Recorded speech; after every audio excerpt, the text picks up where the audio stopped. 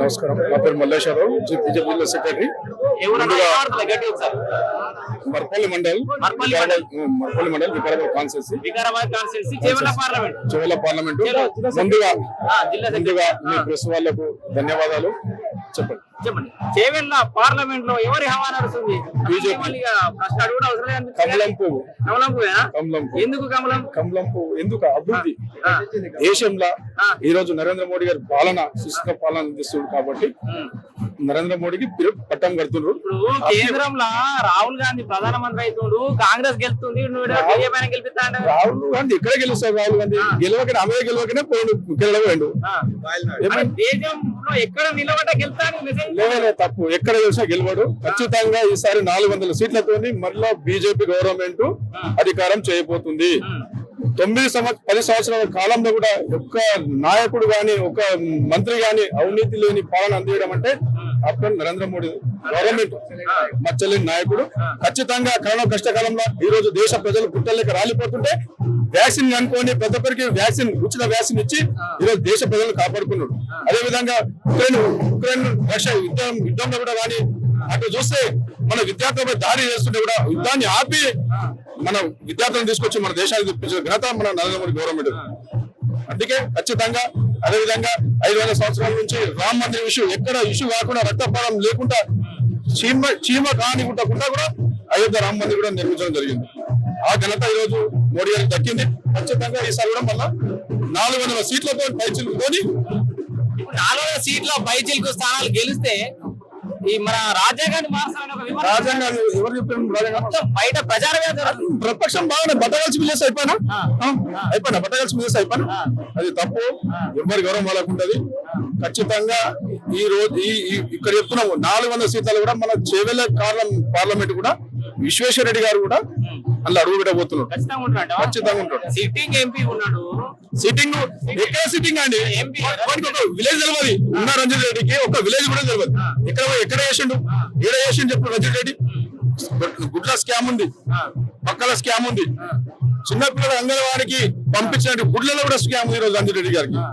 ఖచ్చితంగా విశ్వేశ్వర రెడ్డి ప్రజల సంక్షేమం కోసం చేవెళ్ళను డెవలప్ చేయడం కోసమే ఏం చేసిండు ఇళ్ళ కథం చేసిండు. అన్న పోయిండు. అతని ఆస్తులు కాపాడుకోవడానికి ఈ రోజు స్కామ్ చేసి ఈ రోజు అతను రక్షించుకోవడానికి ప్రచారాలు వేరు, ఓట్లు వేరు. సరే ఎన్ని స్కామ్లు ఉన్నాయని విమర్శలు వచ్చినా రేపు పొద్దుగా ఆయన అధికార పార్టీలో ఉన్నాడు. సీఎం రేవంత్ రెడ్డి ప్రత్యేకమైన దృష్టి పెట్టే అవకాశం ఉంది. అధికార పార్టీ సిట్టింగ్ ఎంపీ కూడా చాలా పరిచయాలు ఉంటాయి. ఇవన్నీ బలాలుగా ఆయనకు బలం అయ్యి ఆయన గెలిచే అవకాశం ఏం. ఎన్ని బలాలున్నా ఏమున్నా పబ్లిక్ గ్రహిస్తాం. పబ్లిక్ ఈ రోజు పిచ్చర్లు కాదు. ఈ రోజు దేశ ప్రధాని నరేంద్ర మోడీ గారు ఇచ్చినటువంటి వైకుంఠ ధామాలు గాని, స్వచ్ఛ భారత్ కింద మరుగుదొడ్లు గాని అనేక రకాలుగా ఈ రోజు మోడీ చేసిన ఘనత ఎక్కడ రేవంత్ రెడ్డి ఇస్తుందా? మీరు చెప్తే ఏవైతున్నాయో అవన్నీ ప్రజలకు వివరంగా చెప్పడంలో ఫెయిల్ అయిందా భారతీయ జనతా పార్టీ? ఎవరు ఫెయిల్ కాదు. మేము పోతున్నాం. కార్యకర్తలు ఈ రోజు స్వచ్ఛందంగా వచ్చిన కార్యకర్తలు ఏదో బీరుకు బిర్యానీకి అమ్ముడు కార్యకర్తలు కాదు. బీజేపీ గారు 100% జనాలు రిసీవ్ చేసుకుంటారు. మీరు పోయి ఇవన్నీ మోడీ చేసిండు, బియ్యం ఇచ్చింది మోడీ, లైట్ తెలుస్తుంది. ఈ రోజు ముసలు కూడా ఇంటికి కూడా మోడీ గుర్తుపడుతుంది. మోడీ కరోనా కష్టకాలం ఆదుకున్నాడు, బియ్యం ఇస్తున్నాడు, అనేక అభివృద్ధి చేస్తున్నాడు. సీసీ రోడ్లు ఎక్కడేంటి, డ్రైనేజ్ ఎక్కడ వ్యవస్థ సెంటర్ కూడా పెట్టింది మొత్తం. అదొక ఆ ఘనతనే ఈ రోజు మోడీ గారిని మళ్ళీ పర్మిషన్ చేస్తున్నారు. బీఆర్ఎస్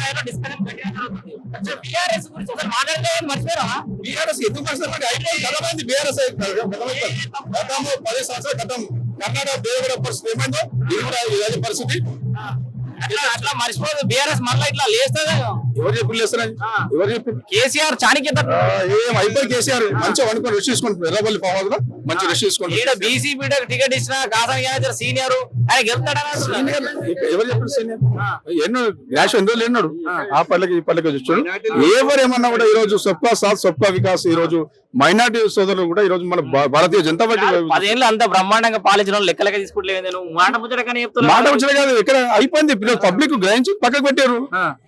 ఈరోజు పబ్లిక్ ఆలోచన చేశారు. ఇప్పుడు వాళ్ళు 10 ఏళ్ళు చేసిరు, వాళ్ళకి అసంతృప్తితో కాంగ్రెస్ కి వేసిరు మొన్న. ఇప్పుడు కూడా అదే అసంతృప్తితో మళ్ళీ కాంగ్రెస్ కి ఓట్లు పడే అవకాశం లేదు. ఇప్పుడు బీఆర్ఎస్ ఓట్ బ్యాంక్ అయిపోయింది. బీఆర్ఎస్ ఓట్ బ్యాంక్ మీకు షిఫ్ట్ అవుతుందా? అవుతుంది, బరాబర్ అవుతుంది.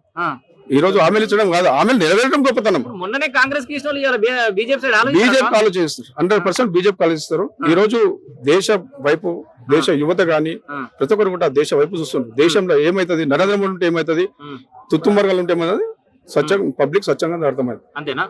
యువత నువ్వు అంటున్న యువత మద్యానికో డబ్బులకు బానిసలయ్యి లేకపోతే ఈ రోజు బీడీ లేక ఎంతమంది యువకులు చదువుకున్నారో వాళ్ళందరూ కూడా జ్ఞానులు ఆలోచన చేస్తారు.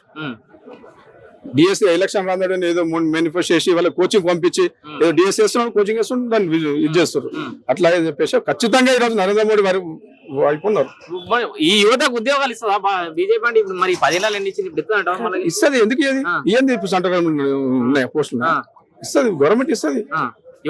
బీజేపీ వైపు ఉందంట మొత్తం. యువత ఉండరు, అందరూ ఉండరు. ఇప్పుడు చిన్న నుంచి పెద్ద వరకు ఓటు వచ్చిన ప్రతి ఒక్కరు కూడా. ఏ ఊరి మీది? నాది మరపల్లి. మరపల్లి ఖచ్చితంగా బీజేపీ గెలుస్తున్నాడు, 100% గెలుస్తున్నాడు. 400 సీట్లలో మా చేవెళ్ళ పార్లమెంట్ ఉన్నాడు ఖచ్చితంగా. ఛాలెంజ్ చేస్తున్నాడు నీతో మరి? నేను కూడా ఛాలెంజ్ చేస్తున్నాడు. ముచ్చట్లేదు కదా, 100% రిజల్ట్ డే రోజు వస్తా. ఓకే.